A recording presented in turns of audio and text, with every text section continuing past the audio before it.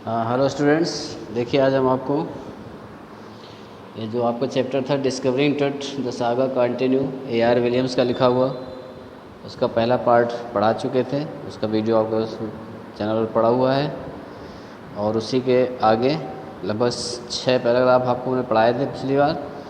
और आगे अब आज देखिए, in his defence Carter really had little choice. मतलब जो उसने कहा था, जो उसकी मम्मी थी राजा टट की निकाल रहा था तो फंस रही थी, नहीं निकल पा रही थी। तो उसने क्या किया था कि उसके शरीर के मतलब खोपड़ी तोड़ दी, जॉइंट जहाँ जहाँ से थे उसको उसने तोड़ करके निकाला था, छेनी वगैरह से काट करके निकालना था। अब जब ये पूछा गया कि भाई आपने इतने महान राजा की आपने जो डेड बॉडी थी, कंकाल था, उसका क्यों काट दिया, तो उसने अपने बचाव में बताया उसके मेन कारण क्या था। If he had not cut the mummy free, अगर वो मम्मी को नहीं काटता, मम्मी का मतलब समझ रहे हैं ना सब लोग, स्केल्टन यानी जो डेड बॉडी होती है, यानी कंकाल जिसे बोलते हैं, अगर उसको नहीं काटता तो thieves most certainly would have circumvented the guards and drive it apart to remove the gold. अब क्योंकि उसमें पता था कि राजा जो टट थे उनके शरीर में बहुत सारा जेव, सोना चांदी, मतलब जितना बहुमूल्य कीमती सामान से वे लदे थे, यानी बहुत सारा सोना उनके शरीर के साथ गड़ा हुआ था। तो अगर वो नहीं काटते, वो नहीं अलग करते, तो क्या करते, जो चोर बदमाश होते उसको वहाँ से सब सोना चांदी निकालने के लिए, और सारे उसको क्या करते, उसकी डेड बॉडी की छीछा इधर कर देते और सारा सोना हटा ले जाते, चुरा ले जाते। ऐसा इसलिए क्योंकि in Tut's time the royal were fabulously wealthy, बहुत ज़्यादा अमीर थे, यानी राजा टट के समय वहाँ के जो निवासी थे बहुत पैसे वाले थे। और एंड दे थॉट, और सोचते थे वे, आर होप, या आशा करते थे, they could take their riches with them, और उनकी आशा थी कि जब वे मरेंगे तो उनको सब साथ लेके जाएंगे। यानी वो भी ये सोचा करते थे कि भगवान की जब मरेंगे तो भगवान के पास वो सब सारा सोना चांदी पैसा रुपया सब लेके जाएंगे। For his journey to great beyond king, Tut was lavished with glittering goods, precious collars, invalid necklace, bracelets, rings, amulets, a ceremonial apron, sandals, sheaths for the fingers and toes। ये सारे मतलब जब अपनी यात्रा पर वो निकला, मृत्यु को जो प्राप्त हुआ, तो उसके साथ जितना सोना चांदी वो पहने था, सारे सब सोने से बने हुए प्रीशियस कॉलर्स, यानी कीमती collars, invalid necklace, inlaid necklace, और जो नेकलेस थे, ब्रेसलेट से कमर पहनने वाले, अंगूठी पहनने वाली, हाथ में क्रिमोनियल एप्रॉन, यानी जो उस यहाँ तक कि जो दाह संस्कार में जो सामान यूज होते हैं, सैंडल्स, और seats for the fingers toes, यानी पैरों के लिए, सारा वो क्या था, सब सोने चांदी से लदा हुआ था। And now iconic inner coffin, और जो इनर कॉफिन था, यानी जो कफन था, जो आंतरिक कफन, तो वो भी बिल्कुल अलग हट करके था। मास्क भी अलग तरह, ऑल ऑफ प्योर गोल्ड, सारे कैसे थे, प्योर गोल्ड के बने हुए थे। Two separate Tut from adornments, Carter's में remove the mummy's head and several nearly every major joint. अब अलग करने के लिए टट के जो शरीर के अंग थे उनको अलग करने के लिए जो क्वार्टर के आदमी थे उन्होंने पहले उसका हेड मतलब अलग किया, सर अलग किया, and sever near every major joint, और जो मेन जोड़ थे, जहाँ से जॉइंट थे, वहाँ से उनको हटाया गया। वंस दे हैड फिनिश, जब एक बार उनका काम समाप्त हो जाता था तो दे रिसेंबल्ड the remains on layer of sand in a wooden box with padding that consolidated the damage the bed where Tut now rest। कह रहा है जब उनका काम समाप्त हो जाता, जब जांच हो जाती थी, तो वो लोग उसी बॉडी पार्ट्स को बिल्कुल उसी तरह क्या करते थे, लेयर ऑफ सैंड, यानी मिट्टी की रेत से उसको फिर से फिट कर देते थे, और उसी बॉक्स में जहाँ उनका जो मतलब जिसमें शव को रखा था, डेड बॉडी को रखा था मकबरे में, जहाँ पर इनका अंतिम संस्कार किया था कब्र में, उसी तरह इनको फिर से रख देते थे। तो ऐसा लगता था कि कंसील द डैमेज, यानी जो डैमेज हुआ था उसको फिर से उसी तरह से व्यवस्थित करके रख देते थे। और ऐसा लगता था कि बेड में अभी भी टट क्या कर रहा है, आराम कर रहा है। ये आपका 7वां पैराग्राफ था। अब आगे देखिए।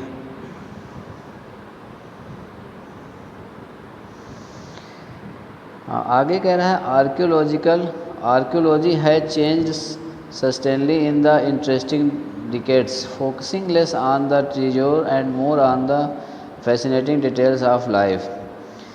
यानी कह रहा है आर्कियोलॉजी, पुरातत्व विज्ञान, तो बीच के समय में यानी इन्वर्टिंग डिकेड्स, बीच के दशकों में, बीच के समयों में जो आर्कियोलॉजी बहुत ज़्यादा चेंज हो गया था, बहुत ज़्यादा परिवर्तित हो गया था पुरातत्व विभाग। Focusing less on treasure more on fascinating details of life. पैसे धन दौलत पर ध्यान नहीं रखते थे वो लोग, उससे धन दौलत से ध्यान हटा करके जीवन के रोचक विवरण यानी फैसिनेटिंग डिटेल यानी लाइफ के बारे में जानकारी उनका ग्रहण करना उद्देश्य बन गया था। इंट्रीगुइंग मिस्ट्रीज ऑफ डेथ, और जो मृत्यु के जिज्ञासापूर्ण कारण थे उनको जानने में केंद्रित हो गया। यानी उनका ध्यान पैसे वैसे से हट करके जीवन के रहस्यों, मृत्यु के रहस्यों पर केंद्रित हो गया। It also uses many sophisticated tools, और इसके लिए उन्होंने बहुत सारे जटिल औजारों का भी प्रयोग किया, इंक्लूडिंग मेडिकल टेक्नोलॉजी, जिसमें कि मेडिकल टेक्नोलॉजी भी शामिल थी, यानी चिकित्सीय तकनीक शामिल थी। In 1968, more than 40 years after Carter's discovery, an anatomy professor X-rayed the mummy and revealed a startling fact beneath the resin, and that cake, his chest, his breastbone and front ribs are missing. 1968 में, करीब 40 साल बाद, जब quarter ने कितने सन में किया था, 1922 में, तो इसके 40 साल बाद, 40 के लगभग 46 ईयर हुए, यानी जो कॉर्टर की डिस्कवरी के बाद 40 साल बाद एन एनाटॉमी प्रोफेसर, एक प्रोफेसर थे, किसके, एनाटॉमी होता है शरीर रचना, यानी जिसमें बॉडी के बारे में सब कुछ बताया जाता है, वो होता है शरीर रचना जिसे बोलते हैं। तो एनाटॉमी को शरीर रचना, उसके जो विशेषज्ञ थे उन्होंने क्या किया था, एक्सरे किया था, किसका, मम्मी का एक्सरे किया, और रिवील्ड स्टार्टिंग फैक्ट, और एक अचंभित करने वाला तथ्य बताया उन्होंने कि जो उसकी छाती पर जो वो लगी थी, जमी थी किसमिस को हटाने में उसके नीचे जो मतलब बोन्स थी, कौन कौन सी बोन्स थी, चेस्ट ब्रेस्ट बोन, यानी छाती के नीचे जो छाती की जो किसमिस के जो नीचे उसकी छाती की जो हड्डी थी, उसके आगे की फ्रंट यानी आगे की रिब्स माने पसलियाँ आर मिसिंग, 2 पसलियाँ उसकी गायब थी, कुछ पसलियाँ उसकी गायब थी। Today diagnostic imaging can be done with the completely tomography, computed tomography. आजकल जो डायग्नोस्टिक है यानी जो जांच है, शारीरिक जांच है, कैसे होती है, कंप्यूटेड टोमोग्राफी, जिसे हम शॉर्ट में सिटी को बोलते हैं, सिटी स्कैन जिसे कहते हैं, RCT, by which 100 of x-rays in cross section are put together like slices of bread are created 3 dimension virtual body. यानी सिटी स्कैन में क्या होता है, जिसमें सैकड़ों एक्सरे अनुप्रस्थ काट यानी कि टेढ़ी काट, स्लाइस जैसे ब्रेड काटा जाता है उस तरह से, और तीनों दिशाओं से 3 डायमेंशन यानी शरीर की रचना को देखते हैं, यानी कि उसकी जांच होती है तीनों दिशाओं से, और उसकी जैसे अनुप्रस्थ काट जिसे बोलते हैं, यानी जैसे ब्रेड को काटा जाता है उस तरह से काट करके उसकी सही तरह से उसकी 3 दिशाओं में जांच होती है। आगे what more about A CT scan, अब कह रहा है सिटी स्कैन से बढ़ के क्या हो सकता है, reveal of touch then the x-ray, यानी एक्सरे से बढ़कर सिटी स्कैन पर आ गया। यानी अब उसकी जांच हो रही है, सीटी स्कैन हो रहा है, यानी एक्सरे से अच्छा सीटी स्कैन होता है जिसमें पूरी शरीर की जांच होती है। इसके बाद उन्होंने कहा कि and it could answer to a biggest question still lingering about him, लेकिन एक दो प्रश्न अभी भी लटके हुए थे, लिंगरिंग थे। हाउ डिड ही डाई, कि वो कैसे मरा, and how old was he at the time of death, और मृत्यु के समय उसकी उम्र कितनी थी। ये प्रश्न अभी भी उसके जहन में नहीं उसके मतलब हल हो रहे थे। King Tut's device was a big event,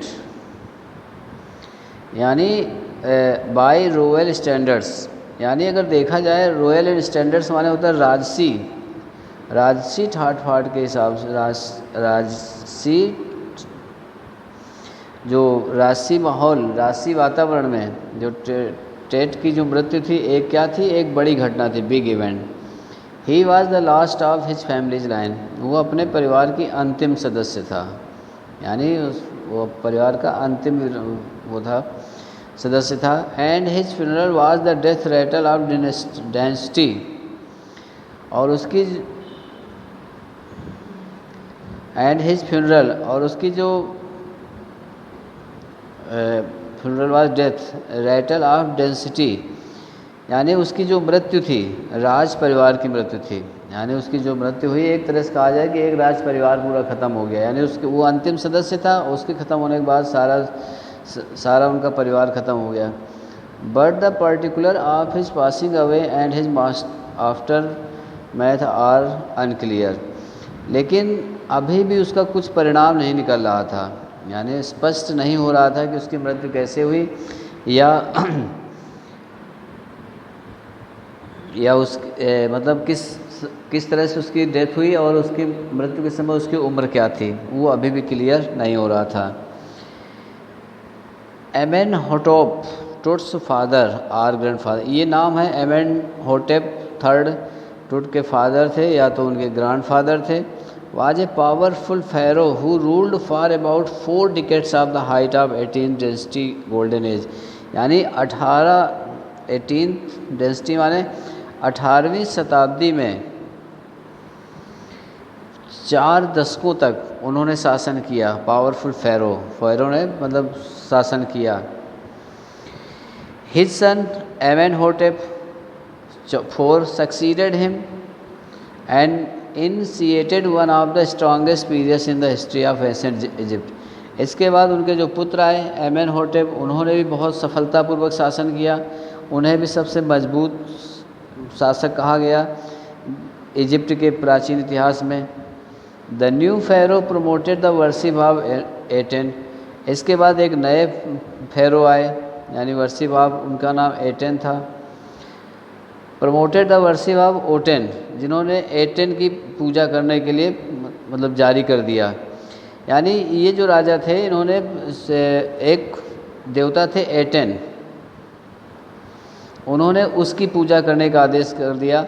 the sun disc changed his name to एकहेन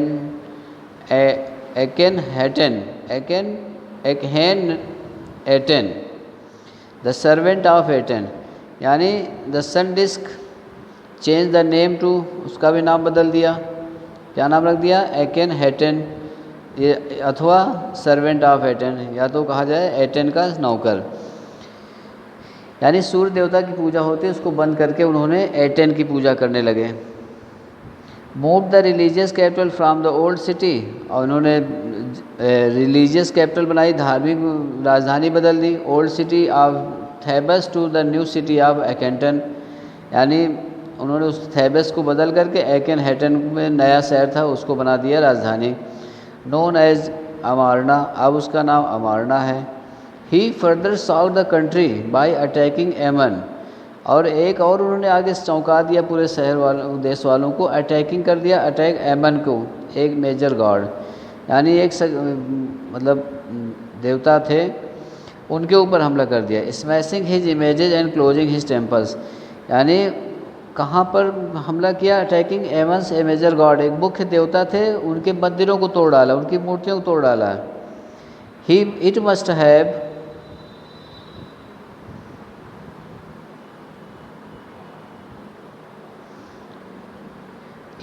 have been a horrible time, ये एक बहुत खतरनाक समय था, यानी बड़ा भयानक समय था।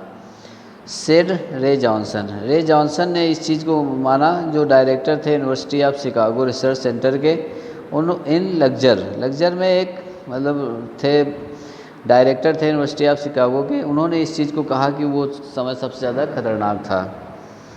आगे लिखा हुआ है the site of ancient Thebes, यानी जो थेबस के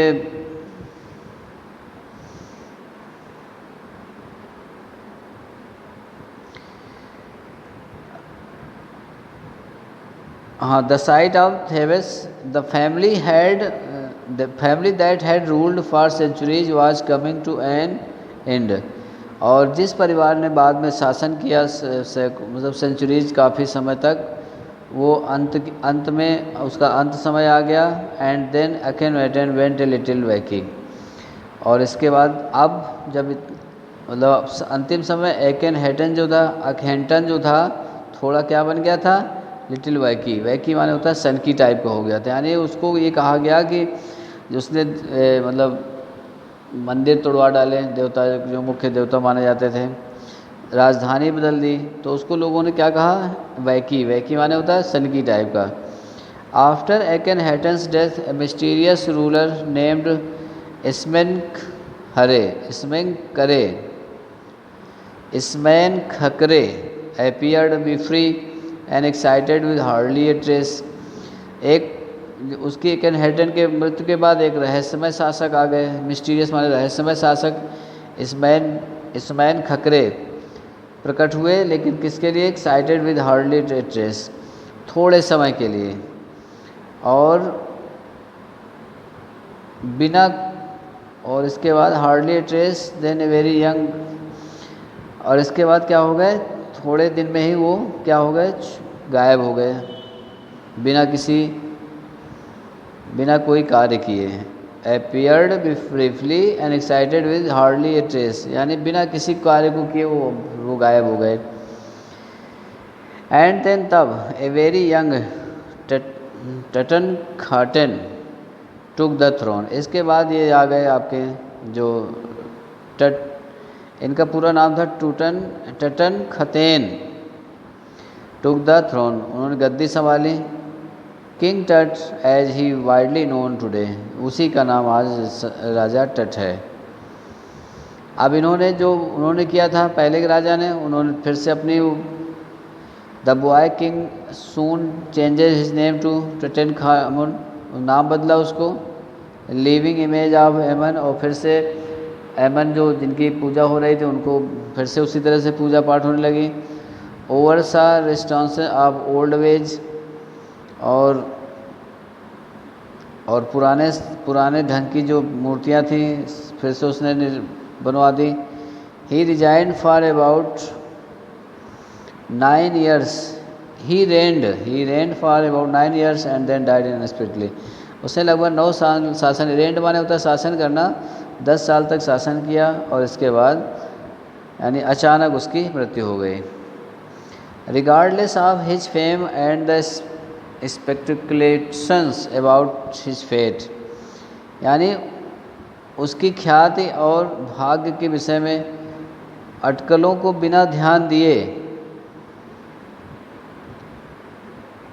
जो टट थे वो मिस्र के कई ममियों में से एक थे, यानी टट is one mummy among many in Egypt, यानी कई सारी ममियों में से एक थे। हाउ मैनी कितनी थी ये पता नहीं है, no one knows. The Egyptian mummy project which began an inventory in late 2003, यानी मिस्र का जो ममी प्रोजेक्ट था जिसने 2013 के अंत में गणना शुरू की, यानी 2013 से उन्होंने क्या किया, गणना की, और अब तक और क्या लिखा है, हैज़ रिकॉर्डेड ऑलमोस्ट 600, यानी लगभग 600 के बारे में या इससे भी अधिक, एंड इज स्टिल काउंटिंग, अभी भी गिनती हो रही है। तो उन्होंने इसकी गणना की कितनी, 600। हाँ, आगे लिखा हुआ है the next phase scanning the mummies with A portable city machine donated by the national geography society and siemens. अगला जो क्षण था नेशनल ज्योग्राफिक सोसाइटी व सिटी मशीन जो थी के द्वारा होना था, जो कि सीमेंस द्वारा दान में दी गई थी। कोई एक सीमेंस थे, उन्होंने दान में दिया था उसको। इट्स और मतलब जिस मशीन के द्वारा जांच होना था वो मशीन सीमेंस के द्वारा दान दी गई थी।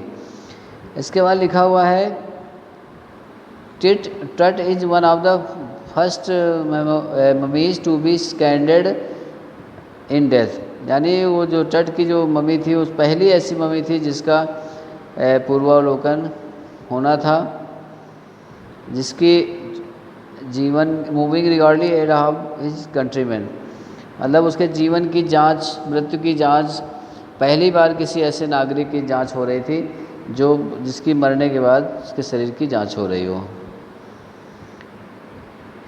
आगे लिखा है a CT machine scan the mummy head to toe, CT machine ने उसको सिर से लेकर पांव तक उसका निरीक्षण किया। क्रिएटिंग 1700 डिजिटल एक्सरे इमेजेज इन क्रॉस सेक्शन, मतलब 1700 डिजिटल एक्सरे के द्वारा उसका क्रॉस कनेक्शन हुआ, यानी चित्र बनाए गए। Tut's head scanned in 0.62 millimetre slice to register its intricate structure takes on eerie detail in the resulting image. कह रहा है कि एक्सरे के क्रॉस भाग में डिजिटल चित्र बनाए गए और टूट के जो सिर का अवलोकन जो था 0.62 मिलीमीटर के टुकड़ों में किया गया, ताकि उसकी जो जटिल रचना है उसको बड़ी आसानी से उसको क्या किया जा सके, उसका मतलब आसानी से उसका स्कैन किया जा सके और परिणाम स्वरूप चित्र में उसका अवलौकिक विवरण पता चल सके। आगे लिखा है anatomy began to prove the secrets that the winged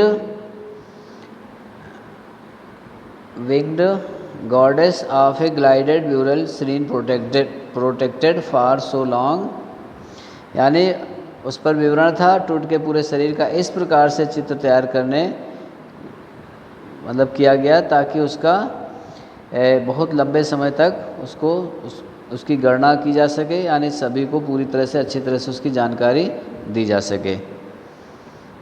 अब आगे देखिए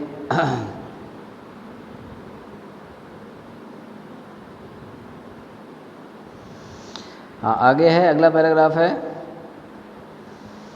the night of the scan, यानी रात वाली जो स्कैन वर्कमैन कैरी टूट from the Tom in his box से उसको लेकर के आए, यानी जो मकबरे से उठाकर लाए थे उसको लाइक पॉल बियरर्स, यानी जो डेड बॉडी उठा करके अर्थी उठाने वालों को। दे क्लाइम्ड ए रैम्प, यानी क्लाइम्ड ए रैम्प माने सीढ़ियाँ पर चढ़ करके, and A flight of stairs, climbed A ramp माने होता है ढलान, उस पर चढ़ करके वो फ्लाइट ऑफ एक सीढ़ी पर चढ़ गए। Into swelling sand outside, swelling outside माने होता है बाहर भंवरों से उड़ते हुए रेत में आए, यानी उसको निकालने के लिए जो मकबरा बना था, जो उनकी कब्र बनी हुई थी उसमें नीचे आए उतर करके सीढ़ी से, क्योंकि 26 फुट ज़मीन के नीचे थी। Then rose on a hydraulic lift, इसके बाद एक हाइड्रोलिक जो मशीन जानते होंगे उठाने के लिए यूज़ की जाती है उसको लाए, और इसके बाद hydraulic lift and trailer and they held the scanner, और उसी में स्कैनर लगा हुआ था, स्कैनर रखा हुआ था। 20 minutes later 2 women emerged sprinted for an office nearby and return with a pair of white plastic fan. इसके पश्चात 20 मिनट बाद 2 आदमी बाहर आए, दौड़कर पास के कार्यालय में गए और इसके बाद 2 प्लास्टिक के पंखे लेकर वापस लौटे, प्लास्टिक के पंखे लेकर के वापस लौटे। 2 pair of plastic fans. The $1 million scanner had quit because sand in cooler fan. अब $10 मिलियन का जो स्कैनर था बंद हो गया था। बंद क्यों हो गया था? Because of sand in cooler fan, क्योंकि जो ठंडा करने वाले पंखे थे उसमें रेत भर गई थी, यानी रेत में था तो रेत भर गई थी। Curse of pharaoh jogged a guard nervous. तभी एक रक्षक जो था, वो गार्ड था, उसने कहा कि लगता है कि इसमें किसकी आत्मा आ गई है, फेरो की आत्मा आ गई, फेरो का श्राप लग गया। Eventually the substitute fans work well enough to finish the procedure. यानी जो दूसरे पंखे फिर मंगाए गए, दूसरे पंखे लगाए, उन्होंने अच्छा काम किया, उन्होंने पूरे काम को सही अंजाम पहुंचा दिया। After checking that no data had been lost, और ये भी चेक किया कि डाटा तो नहीं लॉस्ट हो गया। द टेक्नीशियन टर्न टट ओवर द वर्कमैन, और इसके बाद जो काम करने वाले थे उन्होंने टट को दे दिया श्रमिकों को। काम करने के बाद उसको वापस मकबरे में ले गए। That who carried him back to his tomb, और जब उसका काम हो गया तो उसको फिर से दे दिया, तो फिर से वो मकबरे में ले गए। Less than 3 hours after he was remove from his coffin, यानी बाहर ले जाने के बाद 3 घंटे बाद फेरो को उस स्थान पर फिर से रख दिया गया, यानी जहाँ से उठाया था वहीं पर उसको फिर रख दिया गया। The pharaoh again rested in peace, फिर से फेरो अपना शांति से वहीं पर कब्र में आराम करने लगे। Where the funerary priest had laid him so long ago, जैसे जहाँ पर दफन करने वाले पुजारियों ने उसे बहुत से पहले लिटाया था, यानी उसी तरह से उनको फिर से उठा करके रख दिया गया। आगे लिखा हुआ है, back in the trailer a technician pulled up astonishing images of Tut on a computer screen. इसके बाद कह रहा है कि ट्रेलर में वापस आकर एक शिल्पी ने कंप्यूटर की मतलब चित्र निकाले उसके, किसके, टट के। एक टेक्नीशियन ने उनके चित्र खींचे कुछ अचंभित करने वाले। ए ग्रे हेड लुक से फ्रॉम ए स्कल्टरिंग ऑफ पिक्सल, यानी पिक्सल बिखरने से धौला सा सिर प्रकट हुआ, और जो काम करने वाले थे उन्होंने प्रत्येक दिशा में घुमाया और उसको टेढ़ा किया। हाँ, मतलब हर एंगल से उसकी फ़ोटो को। It is in a very direction, हर neck vertebra appeared as nearly as in the anatomy class, यानी जो गर्दन की जो हड्डी थी रचना वर्ग में स्पष्ट रूप से दिखाई दे रही थी। जब मतलब उसमें फ़ोटो देखे गए थोड़ा सा, तो उसमें जो काम करने वाला था उसने उस प्रत्येक दिशा में घुमाया और टेढ़ा किया, तो गर्दन की जो कशेरुका थी, हड्डी थी, वो स्पष्ट रूप से दिखाई दे रहे थे। और जो अन्य चित्र थे उनमें other image revealed a hand, हाथ दिखाई दे रहा था। Several views of the rib cage, कुछ पसलियों के हिस्से दिखाई दे रहे थे। And a transection of the skull, और जो स्कल माने होता है यानी खोपड़ी का जो हिस्सा था, कैसा था, ट्रांसेक्शन ऑफ द स्कल, यानी ट्रांजेक्शन जो हुआ था, स्कल मतलब खोपड़ी का हिस्सा दिखाई दे रहा जो अलग किया था। But for now the pressure was of, अब लेकिन उसका जो प्रेशर था ख़त्म हो गया। Sitting back in the chair पर बैठ करके जाही हवस स्माइल, जाही मुस्करा रहे थे। Visually relive that nothing had gone seriously wrong, मतलब कह रहे थे कि अब कुछ ज़्यादा सीरियस नहीं है, कोई वो गलत बात नहीं है। I did not sleep last night, मैं पिछली रात से सो नहीं सका फॉर ए सेकेंड, कुछ मतलब सेकेंड के लिए भी नहीं सो सका। He said I was so worried, मैं इसलिए चिंतित था। But now I think I will go and sleep, अब लगता है मैं जा कर के अब मैं सो सकता हूँ। हाँ, इसके बाद देखिए,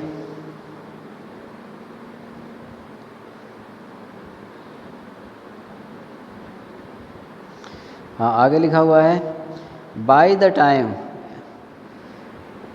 वी लेफ्ट द ट्रेलर, हमने left the trailer descending metal stairs to the sandy ground, हमने भी वो हिस्सा छोड़ दिया वहाँ से, ट्रेलर से मतलब उतर आए। धातु की सीढ़ियाँ जो बनी थी, यानी मेटल स्टेयर्स, सीढ़ियों से उतर करके सैंडी ग्राउंड्स में आ गए, यानी रेतीले मैदान में आ गए। द विंड हैड स्टॉप, हवा रुक चुकी थी। द विंटर एयर ले कुड कोल्ड एंड स्टिल, जो हवा थी जाड़े की हवा ठंडी थी, अभी भी ठंडी हवा बह रही थी। Like death itself, like death itself, मृत्यु के समान। In this valley of departed just have entrenched torch com stood Orion, हवा मतलब बंद हो, द विंड हैड स्टॉप, हवा रुक गई थी, और जो मृतकों की वादी कहा है उसमें कहा गया डेथ इटसेल्फ, वादी में सर्दी की हवा ठंडी और शांत थी। लाइक डेथ यानी मृत्यु के ही समान। In this valley of departed just above the entrance of Tut's tomb stood, यानी मृत्यु के समान टट के मकबरे के प्रवेश द्वार पर तारामंडल ओरियन खड़ा था, यानी दिखाई दे रहा था, जिसे the consolation that ancient Egyptian knew the soul of Osiris, जिसे मिस्र वाले ओस्ट्रिस की आत्मा कहते थे। The god of afterlife, यानी मृत्यु के बाद के जो देवता हैं उनको कहा जाता था। Watching over the boy king, वो बालक राजा पर निगरानी रखे हुए था, यानी watching over the boy king, उस मतलब जो बालक था राजा पर निगरानी किए हुए था। ये कहानी है आपकी डिस्कवरिंग टट न्यू सागा कंटिन्यूज। ये पार्ट है आपका AR विलियम्स के द्वारा लिखा गया है। ये सब कहानियाँ बाहर की कहानियाँ हैं, थोड़ा सा अर्थ को एक दो बार पढ़ेंगे तब समझ में आ जाएगा। एक बार में हो सकता है कहानी समझ में आएगी, फिर भी हम कहानी आपको बताए दे रहे हैं।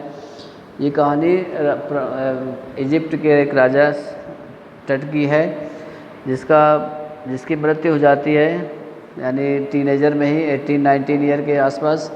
किसी को नहीं पता होता कैसे मृत्यु हुई, तो उसकी फिर डेड बॉडी निकाली जाती है, यानी मम्मी जिसे बोलते हैं, कंकाल तंत्र निकाला जाता है और उसकी जांच की जाती है ताकि उसकी उम्र और कैसे मरा उसकी जांच हो। इसके बाद जब उसकी डेड बॉडी निकाली जाती है तो तेज़ हवाएं चलने लगती हैं, बड़े बड़े बादल के टुकड़े दिखाई देने लगते हैं, यानी बहुत तेज़ आंधी तूफान आता है। इसके बाद जब उसको निकालने का प्रयास किया जाता है तो जाही हवास, एक वहाँ के वो पुरातत्व विभाग के कोई थे, उन्होंने कहा कि ये तो बहुत डैमेज हो गई है। जब उसके बारे में जानकारी दी गई तो पता चला कि एक कॉर्टर करके थे, उन्होंने 1922 में इसकी खोज की थी। 1922 में जब इसको निकाल रहे थे तो निकल नहीं रही थी, क्योंकि उसमें क्या था, किशमिश पड़ी हुई थी। किशमिश जो होती बिल्कुल जम गई थी, किशमिश की वजह से डेड बॉडी ऊपर नहीं निकल आ रही थी। तो कॉर्टर ने क्या किया कि उसको धूप में रखवा दिया ताकि शायद धूप लगे, क्योंकि कहते हैं मिस्र में बहुत कड़ाके का मतलब सूरज की रोशनी डायरेक्ट मतलब जो पड़ती है तो उसमें बहुत जल्दी टेम्परेचर बढ़ जाता है। तो उन्होंने उसको धूप में रख दिया, लेकिन धूप पर भी असर नहीं हुआ और वो नहीं निकली। अब कॉर्टर ने सोचा कि कहीं ऐसा ना हो कि इसको हम खुला छोड़ दें तो चोर बदमाश आएँ, इसका पूरा सोना लूट ले जाएं और जो उसकी रखवाली करेगा उसको ही मार देंगे। इसलिए उसने कहा कि ऐसा करो, इसको काटो, छेनी हथौड़े से काट करके उसका सर निकाला और इसके बाद उसका एक्सरे हुआ, CT स्कैन हुआ, फिर उसको अपने स्थान पर उसी प्रकार से रख करके और फिर उसको टॉम में रख दिया गया। और इसके बाद उसकी फिर से जांच हुई, परीक्षण हुआ और जो जांच मतलब जो परिणाम आया उसको सबको बताया गया। कहने का मतलब ये कि यहाँ पर टट की जो मम्मी थी, यानी टट का जो कंकाल था, टट की डेड बॉडी थी जो कि 3300 साल पहले मरा था, उसके शरीर को निकाल करके उसका CT स्कैन किया गया, उसकी जांचें निकाली गई, उसकी उम्र निकाली गई। यही आपका चैप्टर था डिस्कवरिंग टट द सागा कंटिन्यूज। हमको उम्मीद है कि आपको ये समझ में आया होगा, और अगर आपको समझ में आया है तो आप लाइक करिए, शेयर करिए और इसके पहले वाला पार्ट ज़रूर देखिए, क्योंकि ये कहानी थोड़ा सा विदेशी राइटरों की है, तो कहानी थोड़ा सा क्रिटिकल कहानी है, यानी कोई वैसी कहानी नहीं जैसे हम लोग अपने कहानी पढ़ते थे कि एक राजा था, एक रानी थे, ये हुआ वो हुआ, इस तरह की कहानियाँ नहीं है इसमें। तो दोनों पार्ट जब देखेंगे तभी समझ में आएगा। इसके पहले वाला पार्ट, इसमें 7 पैराग्राफ थे और इसमें करीब 10-11 पैराग्राफ इसमें हमने वर्ड्स बता दिए। तो जब दोनों देखेंगे तभी समझ में आएगा। और अगर आपको समझ में आया है तो आप उसको लाइक करिए, शेयर करिए और जो चैनल है उसको सब्सक्राइब करिए। जब चैनल सब्सक्राइब करेंगे तभी आपको नए नए चैप्टर मिलेंगे, नए आपको जो नया सिलेबस आया हुआ है उसकी जानकारी होगी। और चैनल सब्सक्राइब नहीं करेंगे तो आपको कुछ मिलेगा ही नहीं। तो इसलिए आप पहले इसको, जैसे ही आप लोग इसको देखें, चैनल सब्सक्राइब करिए ताकि आपको नई नई जानकारी मिलती रहे। धन्यवाद।